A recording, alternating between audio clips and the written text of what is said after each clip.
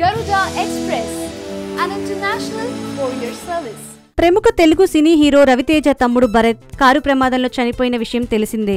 భరత్ మరణాన్ని ధృవీకరించడానికి ఇంత ఆలస్యం ఎందుకైందన్న కోణంలో ఆరా తీయగా చాలా ఆసక్తికర విషయాలు తెలిసాయి. అదేమిటంటే కారు వాళ్ళ తల్లి పేరు మీద ఉండడంతో అడ్రస్ కనుక్కోవడానికి ఆలస్యం అయిందంటున్నారు పోలీసులు. కానీ అసలు విషయాన్ని దాచేస్తున్నారు. మద్యం మత్తులో ఉన్నప్పుడు భరత్ ఒక్కడే కారులో ఉండే అవకాశం లేదు.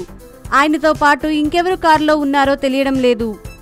సుమారు 10 గంటల వరకు ఎవరికీ తెలియలేదంటే అంతలోపే మిగతా వాళ్లు పారిపోయారా లేక వాళ్లే యాక్సిడెంట్ చేయించారా అనే కోణంలో దర్యాప్తు చేయాలని కోరుతున్నారు అతని సన్నిహితులు.